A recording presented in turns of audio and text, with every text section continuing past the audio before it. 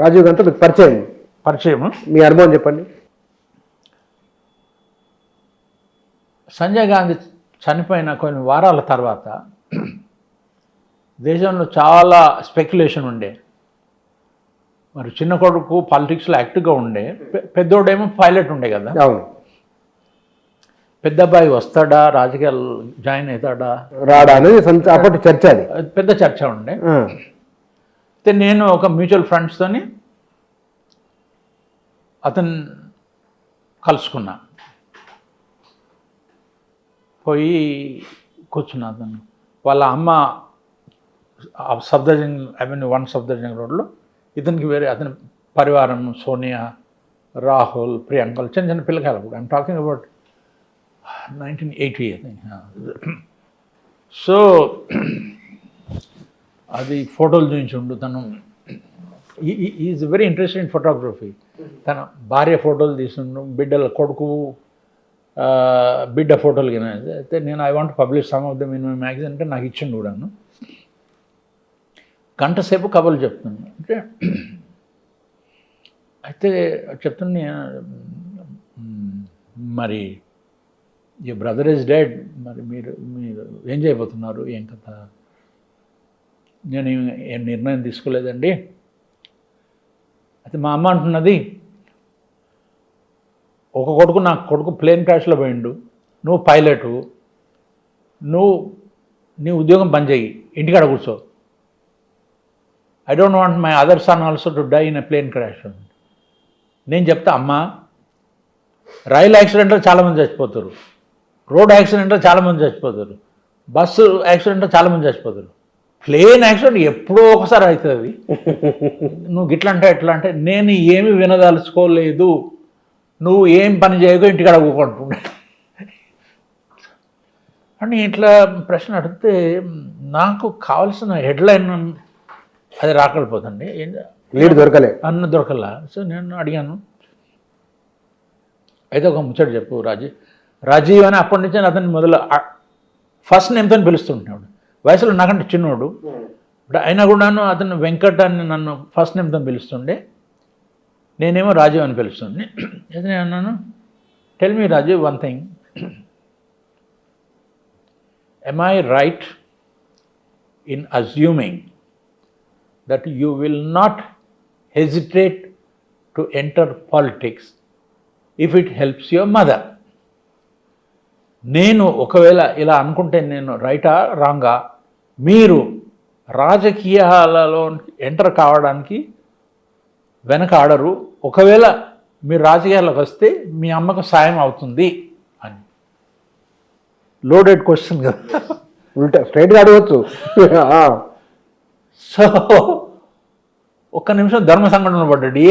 ఏం చెప్పాలి తర్వాత అన్నట్టు, yes but it must help my mother. I got my story. అదే లీడ్ దొరికింది. Okay, thanks very much Raju, can you do me a favour? He said, what? I said, you've been a pilot all your life. I said, yeah, but nobody has seen you in a pilot's uniform. I said, what can I do about it? అన్నట్టు. అయితే when are you flying next? అంటే రేపు పొద్దున్నే పోతున్నాను అన్నాను. Can you do me a favour? I want to send my photographer, before you board your plane, just stand in front of it in your pilot uniform and allow him to take one picture. He said yes. He arranged for it. I sent a photographer. I took a picture. We put it on the cover. Color pic? Color photograph on the cover. Okay. Exclusive interview with S. Venkat Narayan. Rajiv Gandhi, : I will enter politics only if it helps my mother. అద్భుతమైన heading. Then again I gave cover page, cover page of course, cover story with India today. India లేదు, అప్పుడు new Delhi magazine అని ఒకటి ఉంది. New Delhi magazine. First admission in his life that he is coming in to politics అని. Breaking news. All politicians would buy a copy of the magazine and they would go to Rajiv Gandhi, आप आइए politics में, అది ఇది అని. Then PTI అనే వాళ్ళు they put out a story. Rajiv Gandhi says that he will enter politics if it helps his mother. Front page story. Reuters, AP వాళ్ళు కూడా పికప్ చేశారు. Then he fought elections from Amethi, he got elected, he became a member of parliament. ప్రధానమంత్రి అయిపోయిన తర్వాత ఈ went to Shantivan. అక్కడ నెహ్రూ, ఇందిరాగాంధీ వీళ్ళంతా memorial పెట్టింది కదా అక్కడ, గాంధీ సమాధి పక్కనే అనమాట ఢిల్లీలో. ఈయన వాళ్ళ అమ్మ జన్మదినం ఏదో సందర్భంలో పోయి అక్కడ పూజ చేస్తారనమాట కదా. ఇతను పోతే వన్ ఫెలో వాజ్ హైడింగ్, చెట్టు మీద కూర్చొని ఓవర్ నైట్. ఈరోజు మీటింగ్ ఉంటే నిన్న రాత్రి పోయి వాడు చెట్టు మీద కూర్చొని రాజీవ్ గాంధీ వచ్చినప్పుడు he try to fire at him అనమాట. Yes, that was a big story at that time.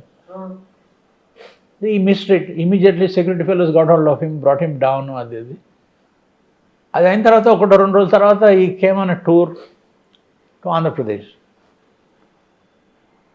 NT Rama Rao was the chief minister at that time. ఎయిర్పోర్ట్లో రాజీవ్ వచ్చాడు. ఎన్టీ రామారావు కూర్చొని ఏదో ప్రెస్ కాన్ఫరెన్స్ చేస్తుంది. ఏదో కొన్ని 2-3 నిమిషాలు మాట్లాడి, నాకు ఆలస్యం అయిపోతుంది, నేను వెళ్ళిపోవాలా అదని నేను చేయొద్దాను. Oh Venkat, you are here, yes, what is your question అన్నాను. ఎన్టీ రామారావు వీళ్ళంతా చూసి పరిశాన్ అయిపోయినారే. ఫస్ట్ నేమ్తో పిలుస్తున్నట్టు వెంకట్ను రాజీవ్ గాంధీ అని ఏకవచనం.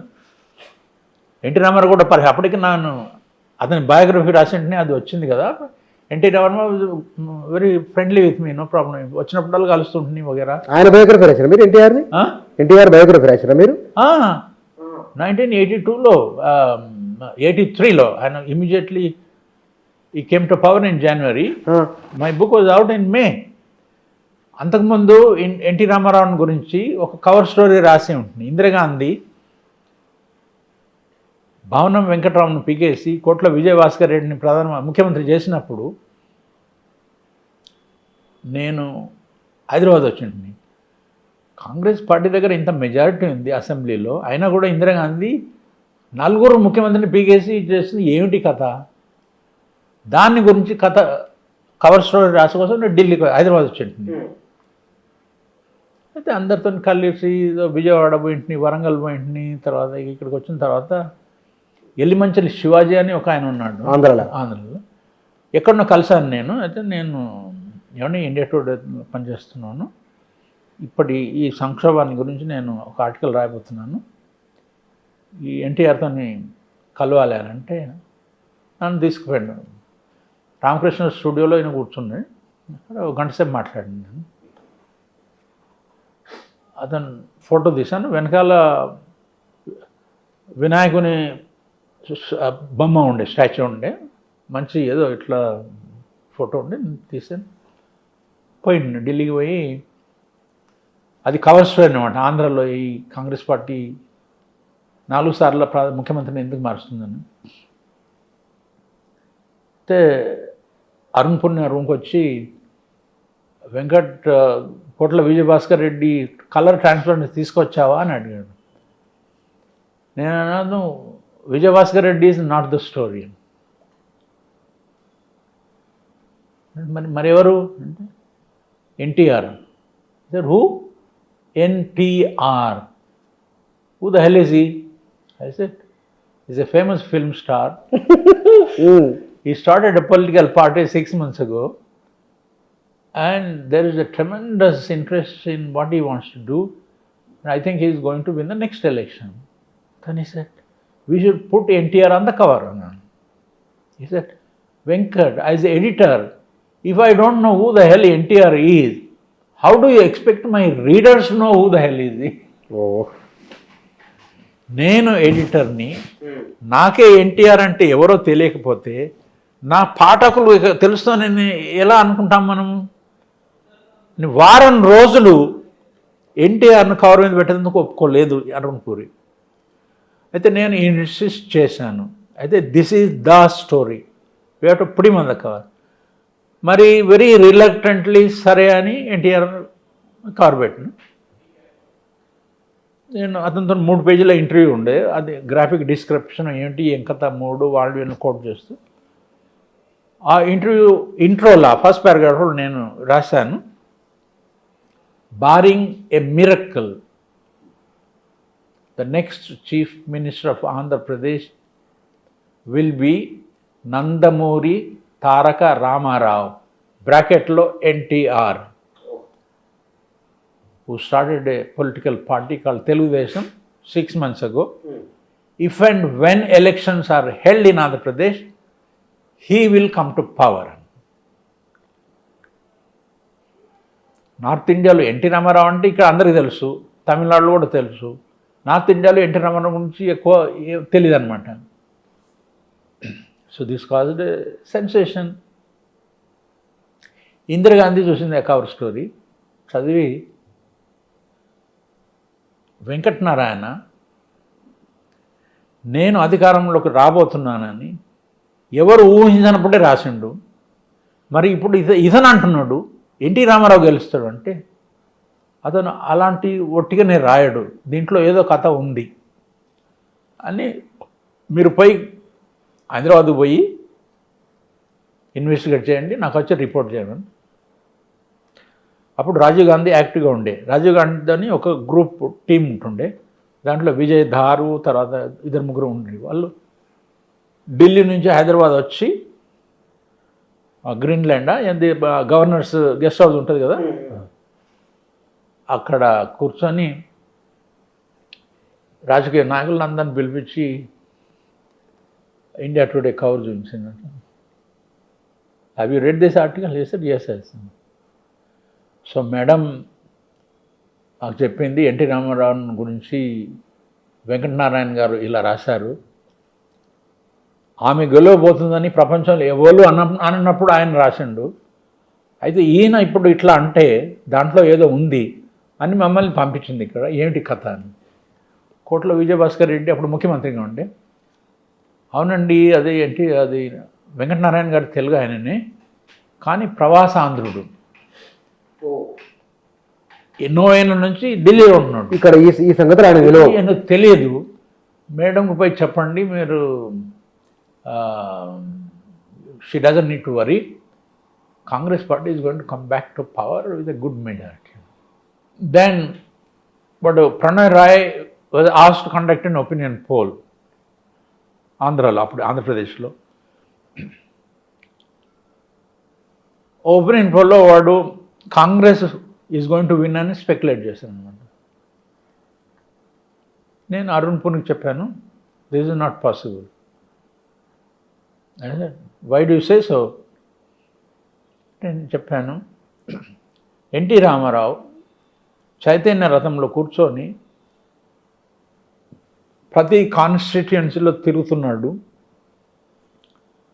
తర్వాత ఎక్కడనైతే రాత్రి అవుతుందో రోడ్ సైడ్ మీదనే పడుకుంటున్నాడు, అక్కడ బావి ఉంటే బావిలో నీళ్ళు తీసుకొని పోసుకొని అక్కడ స్నానం చేస్తున్నాడు, ఏ తిండి దొరికితే అది తింటున్నాడు. తర్వాత ఈనాడులో ఆయన చేసే యాక్టివిటీ అన్నీ వరుస కథనాలు అన్నీ తెలుగుదేశం ప్రజలకు తెలుస్తున్నాయి.